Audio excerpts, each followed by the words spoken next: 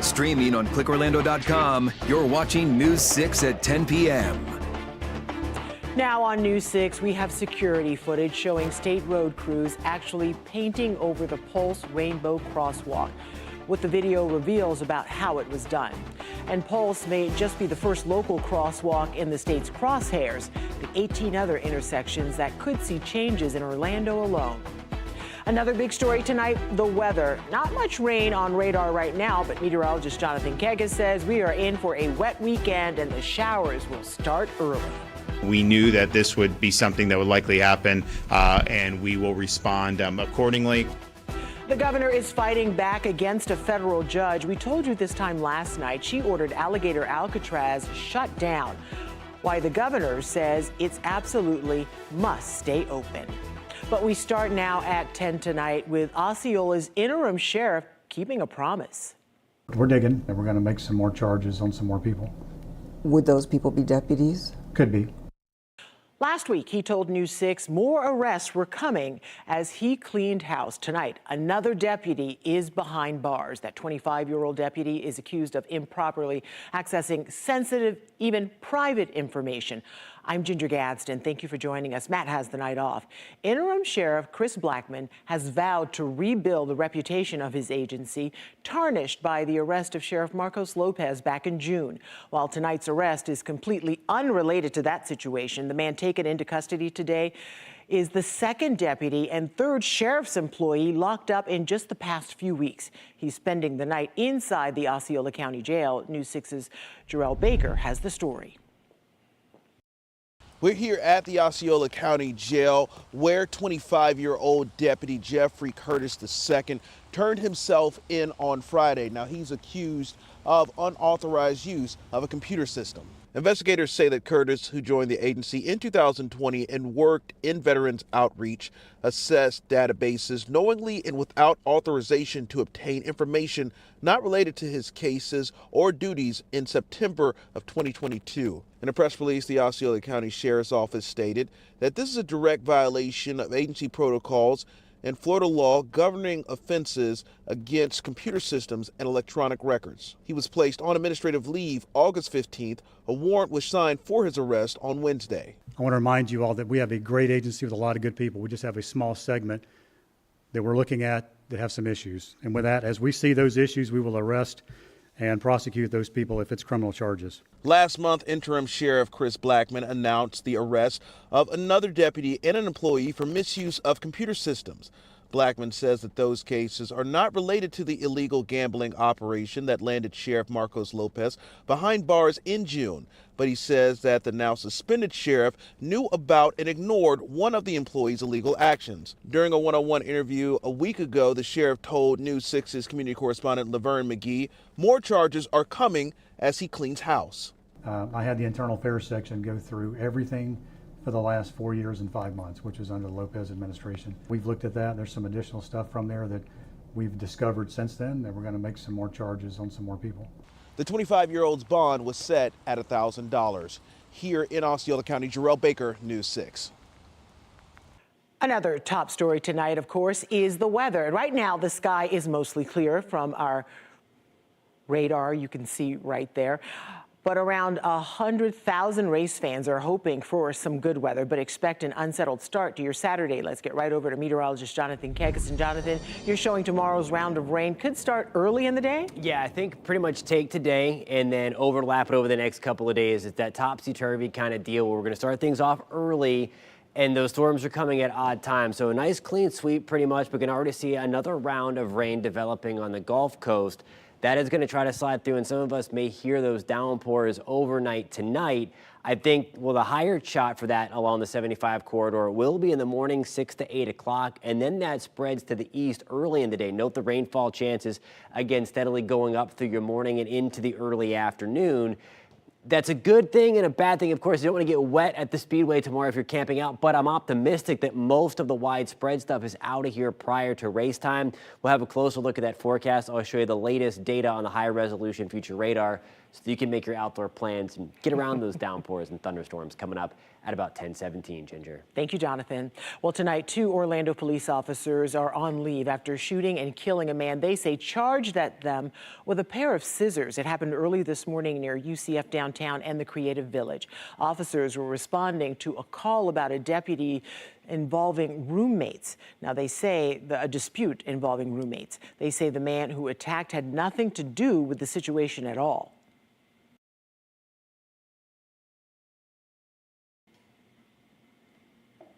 Okay, we apologize. The sound isn't available there. Police say the man in his 40s had a criminal history on charges including burglary, grand theft, and drugs. It appears he was sleeping in Luminary Green Park before charging at the officers with a pair of scissors.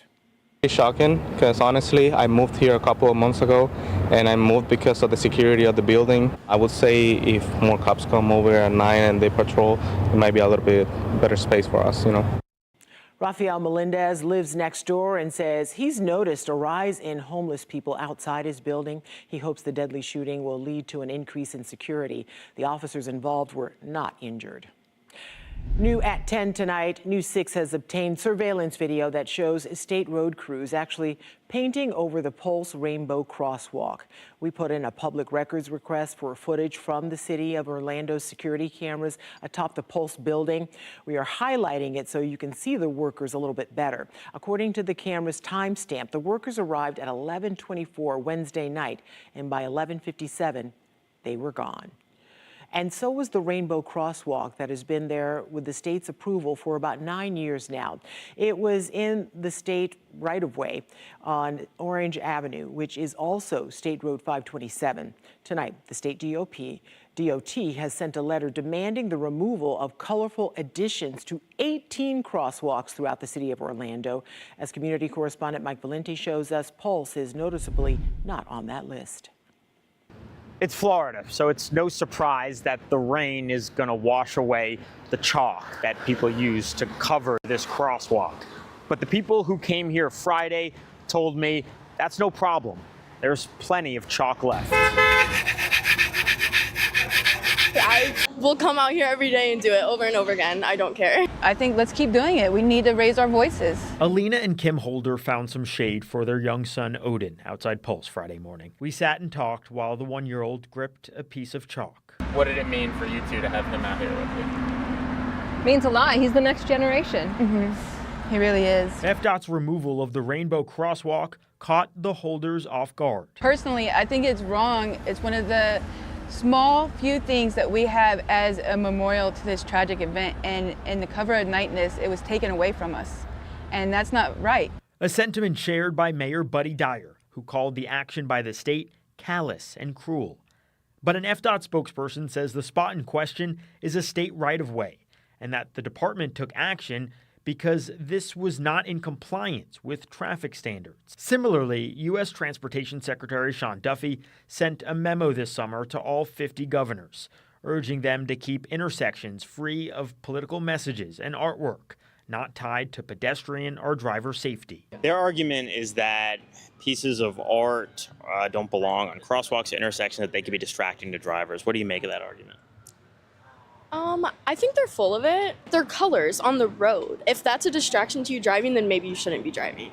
The city of Orlando received no warning from FDOT that the crosswalk would be removed. But afterwards, at about 7 o'clock Thursday night, the city did receive this letter, listing nearly 20, quote, non-compliant locations. The Rainbow Crosswalk on Orange Avenue and West Esther Street is not on this list. Meanwhile, we found other crosswalks with designs still there, including one just a block away, and these checkered crosswalks next to the Daytona International Speedway. So far, the state has not said if the other crosswalks, including the checkers in Daytona, will be removed as well. I'm your Orlando community correspondent, Mike Valenti, News 6. We also have new developments in the fight over alligator Alcatraz. We knew that this would be something that would likely happen, and we will respond accordingly. Governor Ron DeSantis speaking today, saying his administration is not backing down. They are appealing a federal judge's ruling that Alligator Alcatraz must start shutting down within 60 days. We broke news of that judge's 82-page order this time last night. It sides with environmentalists and a Native American tribe who argue the state ignored environmental rules and never justified why a detention center needed to be built in the middle of the Everglades. It is impossible to imagine that a massive, expensive, harmful immigrant detention center in the middle of the Everglades is the best course of action. Governor DeSantis argues there is no threat to the environment and says Alligator Alcatraz has to remain open. This mission is important. You either have a country or you don't. We're leading the state efforts to help the Trump administration actually enforce the law and actually remove these illegal aliens from not just Florida, but from our country. The environmental lawsuit is one of two legal fights over this facility. The other wants to make sure detainees have access to their lawyers. The environmental lawsuit is one of two closely watched cases concerning the facility. Again, they want to make sure that all the detainees have access. A federal judge in Miami dismissed part of that lawsuit earlier in the week and transferred the case to a different federal court where it can continue. More, of course, to come. Amazon and others are betting big on drone delivery as a wave of the future. But it wasn't Amazon that came knocking when a drone hit a house in Tampa, why the pilot ended up behind bars for a delivery gone wrong.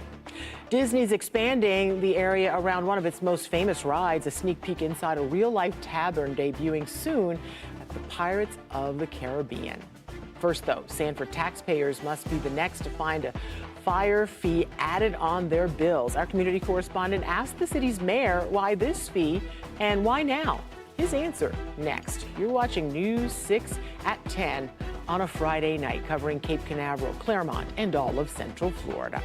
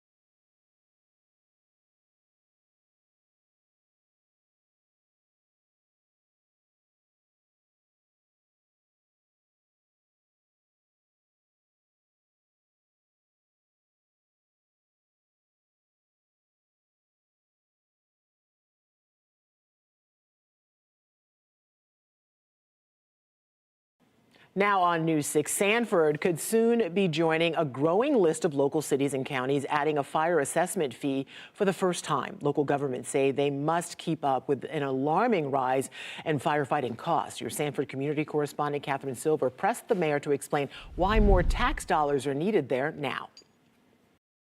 If you live here in Sanford, you likely got one of these in your mailbox. Fire assessment letters are out, and we've been talking a lot about them. Here in Sanford, city officials have told us they would use the money from this added fee to fund fire services, specifically equipment.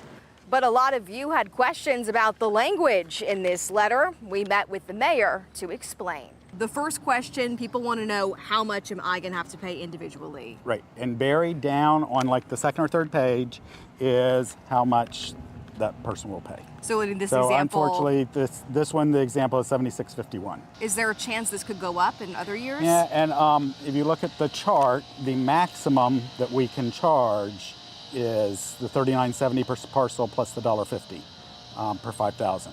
So, which is about a 12.5% total increase, unless we do a new study and start all over. There has been some public pushback. We hear families are stretched thin. You've got seniors on fixed income.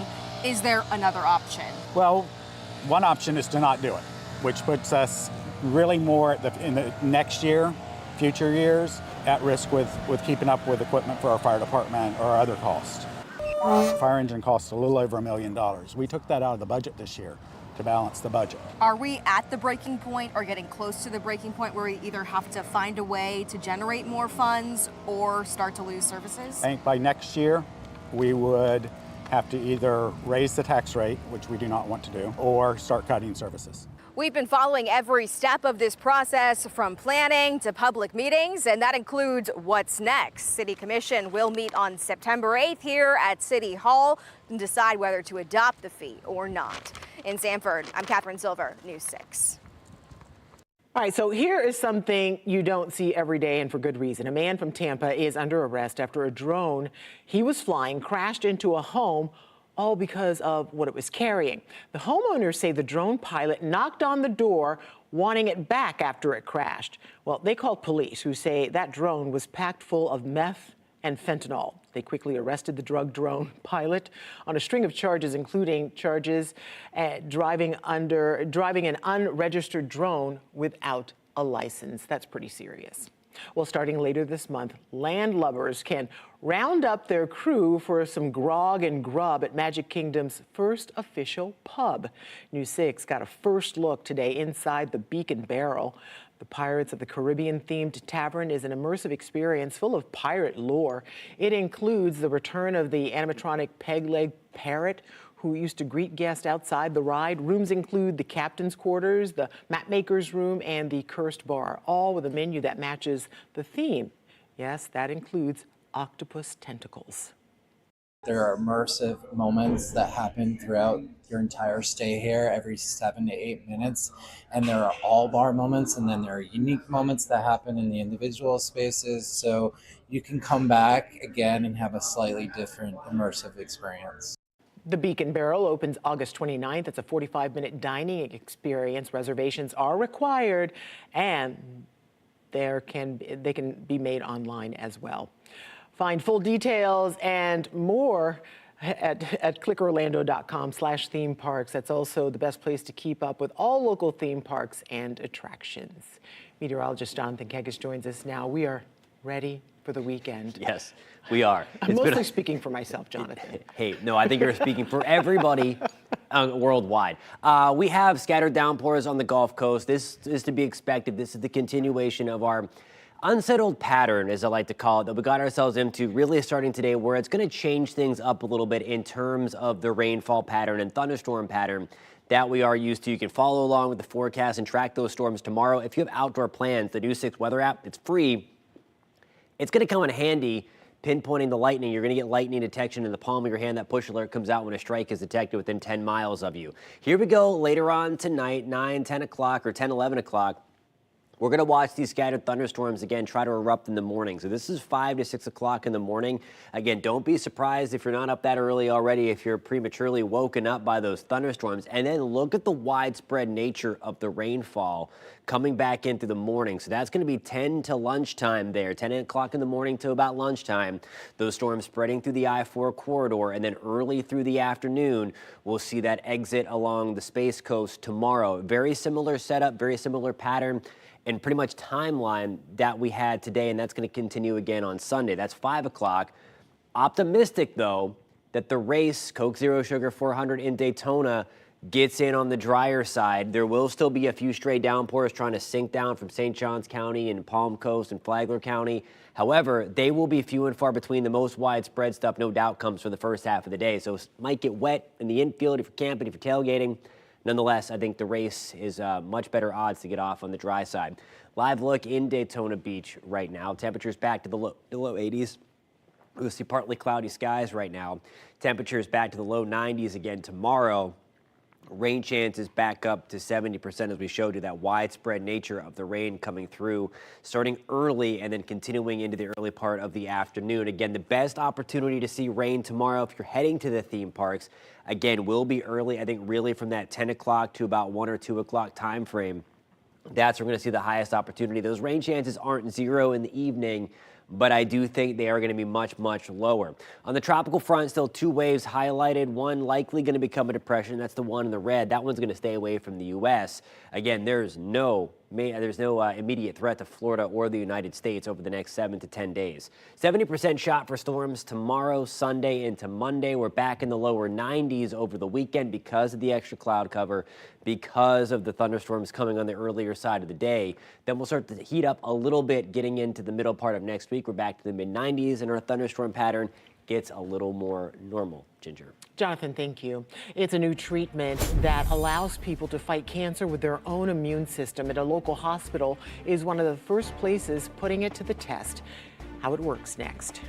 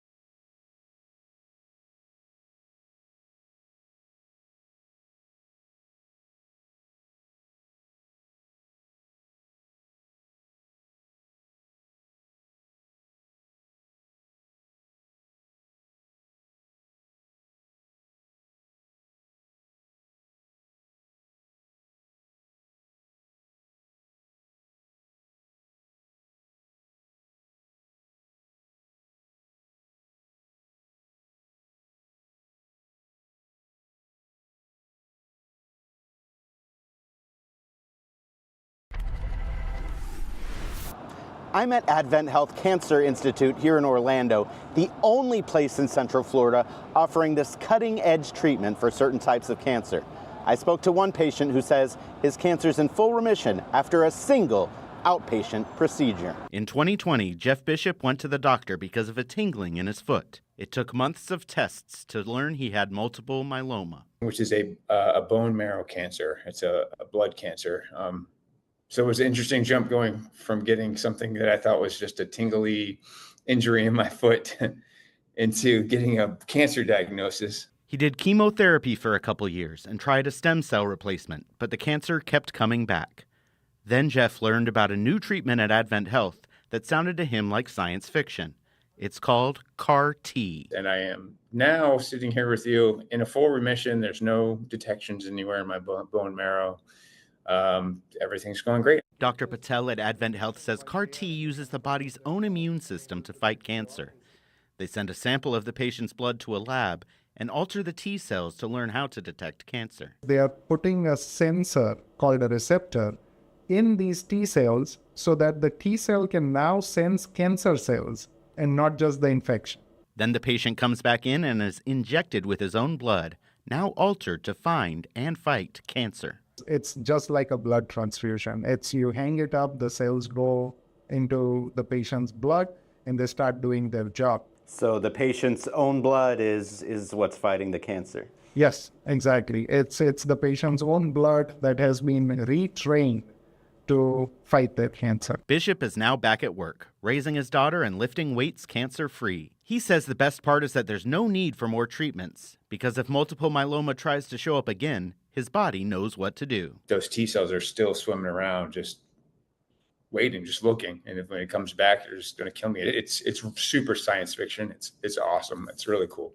Dr. Patel and the team at Advent Health excited for what else cutting-edge treatments like CAR-T might be capable of in the future. In Orlando, Alex Cook, News 6.